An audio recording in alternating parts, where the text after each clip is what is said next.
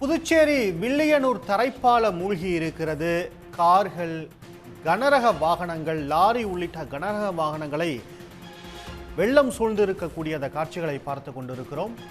மேலதிக விவரங்களுக்கு செய்தியாளர் மகாராஜ பாண்டியன் இணைகிறார். மகாராஜ பாண்டியன், பாதிப்பின் காட்சிகள் நம்மை நடுங்க வைக்கிறது, விவரம் என்ன? சிபி, நிச்சயமாக பெஞ்சல் புயல் காரணமாக புதுச்சேரி நகரப்பகுதி மட்டும் கிடையாது, கிராம பகுதியும் முற்றிலுமாக பாதிக்கப்பட்டிருக்கிறது. தற்போது நாம் புதுச்சேரி விழுப்புரம் தேசிய நெடுஞ்சாலையை இணைக்கும் வில்லியனூர் ஆரியபாளையம் மேம்பாலம் பகுதியில் இருந்து கொண்டிருக்கிறோம். இந்த ஆரியபாளையம் பகுதியில் வீடூர் அணை திறக்கப்பட்டது காரணமாகவும் மழை காரணமாகவும் வெள்ளம் பெருக்கெடுத்து ஓடுகிறது. இதன் காரணமாகத்தான் வில்லியனூர் ஆரியபாளையம் தரைப்பாலம் முற்றிலுமாக மூழ்கிவிட்டது. இது மட்டுமல்லாமல் ஆரியபாளையம் கிராமமே தற்போது வெள்ளத்தில் சூழ்ந்திருக்கிறது. இங்கு இருக்கும் மக்கள் வெளியே வர முடியாமல் தவித்து கொண்டிருக்கிறார்கள். கடந்த 2 நாட்களாக அவர்கள் தங்கள் வீட்டு மொட்டை மாடியில் இருந்துதான் தங்கள் உயிரை காப்பாற்றி இருக்கிறார்கள்.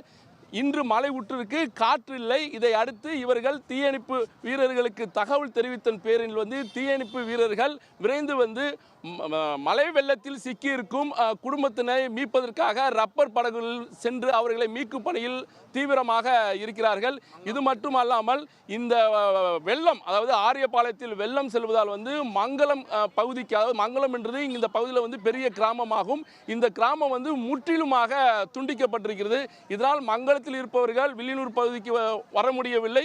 வில்லியனூரில் இருப்பவர்களும் மங்களத்துக்கு செல்ல முடியாத சூழ்நிலை தான் தற்போது காணப்படுகிறது.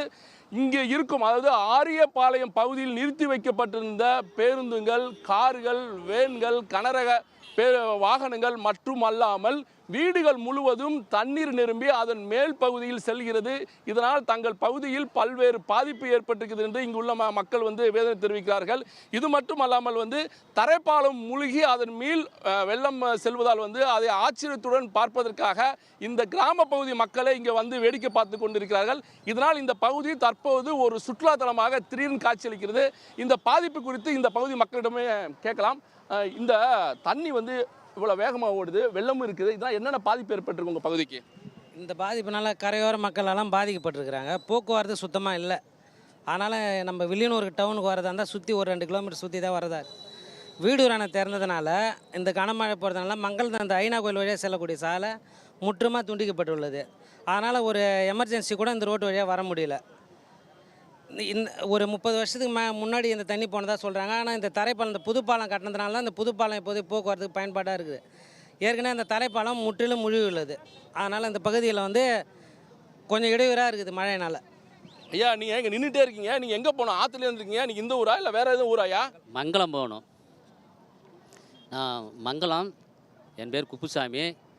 இந்த வில்லியனூரில் இன்றைக்கி தண்ணி போகுது, பாலத்தில் தண்ணி போகுதுக்காக இந்த வேடிக்கை பார்க்க வந்தோம். எங்கள் இப்போ திரும்பி மங்களம் போக முடியல. அப்படி போய் வரணும்னாக்கா ஒரு 4 கிலோ 5 கிலோமீட்டர் தூரத்தை போய் வரதா இருக்குது. அதுக்கு என்னென்ன எங்களுக்கு எந்த ஒரு இது எங்களுக்கு இப்போ வரப்போகிறது ரொம்ப கஷ்டமாக இருக்குது. நீங்கள் இந்த ஊர் தானா? இதுக்கு முன்னாடி இந்த மாதிரி உங்கள் ஊரில் இந்த மாதிரி வெள்ளம் பேருக்கா? இதெல்லாம் பார்த்துருக்கீங்களா? நாங்கள் பார்த்தே இல்லை, இப்போ தான் முத பார்க்குறோம் ஐயா. அதிக தண்ணி வருது, வீட்டிலாம் தண்ணி பூந்துச்சு, எங்கள் வீட்டுலாம் தண்ணி வந்துடுச்சு. சரி தான் ஆற்ற பார்க்க வரலான்ட்டு உடனே பார்க்க வந்தோம். இப்போ அதிகமாக தண்ணி வீட்டுலாம் வந்துடுச்சு. படிக்க இடம் கிடையாது, ஃபுல்லாக ஒரு துணிமணிலாம் நெஞ்சு போச்சு. ஜெயதான் பக்கம் தான் வடமங்கலம். வீட்டில் கரண்ட் இருக்கா? கரண்டே இல்லை, 3 நாளாவது கரண்ட் எங்கள் ஊரில். இப்போ என்ன பண்ணுறீங்க? ஆற்றுல பார்க்க என்ன பண்ணுறீங்க? சும்மா வேடிக்கை பார்த்தே வந்தோம். தண்ணி நிறைய போகுது. பாதிப்பு அதிகமாக இருந்தாலும் இந்த பகுதியில் ஏகப்பட்ட கூட்டம் இருக்குது. ஏன்னா வீட்டுக்குள்ளேயே 2 நாட்கள் மக்கள் முடங்கி கிடக்கிறாங்க. மின்சாரம் இல்லை, வெளியே அவங்களால செல்ல முடியல. தற்போது சங்கராபரணி ஆற்றில் வெள்ளம் பெருக்கெடுத்து ஓடுது, தரைப்பாலம் முழுங்கி இருக்குது. ஆரியபாளையத்தில் நிறுத்தி வைக்கப்பட்டிருந்த வாகனங்களும் வீடுகளும் அதன் மேல் தண்ணீர் ஓடுது. அதை பார்ப்பதற்கு ஆர்வத்தில் தான் நாங்கள் வந்து கொண்டிருக்கிறார்கள். இந்த ஆரியபாளையம் மேம்பாலம் கூட்டத்தை நீங்கள் பார்க்கலாம், அந்த நேரலை காட்சியில் பார்க்கலாம். எவ்வளோ வாகனங்கள் நிறுத்தப்பட்டு வேடிக்கை பார்க்குறாங்க, எவ்வளோ பொதுமக்கள் இருக்கிறாங்க என்று நீங்கள் பார்க்கலாம். இந்த ஆரியபாளையம் என்பதே தற்போது மழை வெள்ளத்தில் சூழ்ந்து வெள்ளக்காடாக தான் காட்சியளிக்கிறது.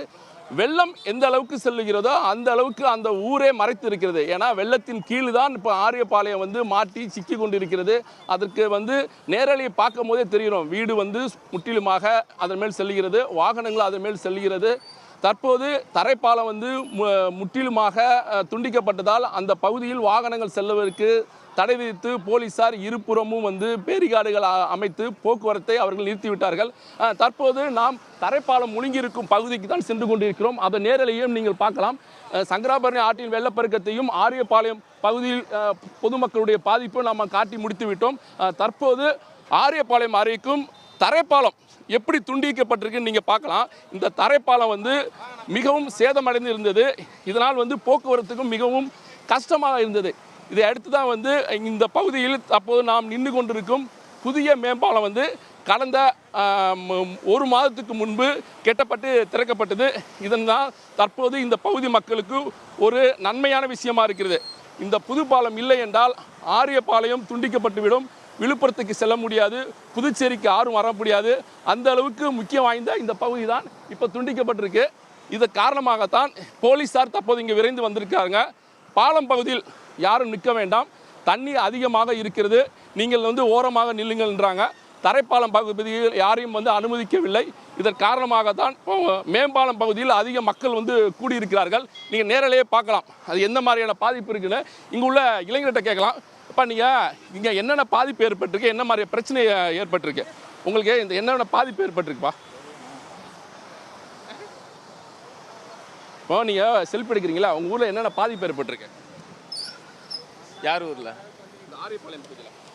ஆரியபாளையம் பகுதியில் வந்து பார்த்தோன்னா நிறையா வீடு முழுவி இருக்குது.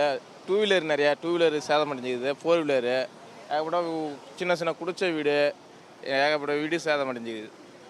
இப்போ இந்த தண்ணி அதிகமாக இருக்குது, என்ன காரணம்? அங்கங்கே இருக்கிற டேமை திறந்து விடுறதுனால தண்ணி இங்கே அதிகமாகுது, அதான் காரணம். இப்போ போலீஸ்லாம் வந்தாங்களா, உங்களை வந்து அமைதியாக இருக்க சொன்னாங்களா? உங்கள் ஊர்லலாம் வந்து மின்சாரம்லாம் சரியாக வந்துருச்சா? இல்லை, இன்னும் மின்சாரம் இன்னும் வரல. 2 நாளாக மின்சாரம் இல்லாமல் இருக்குது. இனிமேல் தான் மின்சாரம் கொடுக்கணும்.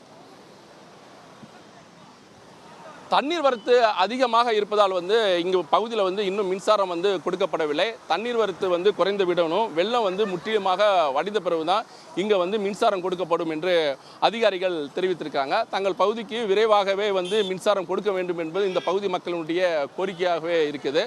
ஆரியபாளையம் பகுதி மட்டுமல்லாமல் ஆரியபாளையம் பகுதி கிராமத்தை சுற்றி இருக்கும் மங்கலம், சேத்தமங்கலம், நத்தமேடு, வடமங்கலம், மங்கலம் உள்ளிட்ட 15க்கும் மேற்பட்ட கிராமங்களில் இந்த வெள்ளப்பெருக்கு காரணமாகவும் அவர்களுக்கும் பாதிப்பு ஏற்பட்டிருக்கு. அங்கு உள்ள விளைநிலங்களையும் மழைநீர் வந்து சூழ்ந்திருக்குது. இது குறிப்பாக விவசாயிகள் மிகுந்த கவலையில் இருக்கிறாங்க. உடனுக்குடன் செய்திகளை தெரிந்து கொள்ள சன் நியூஸ் பெல் ஐகானை கிளிக் பண்ணுங்க.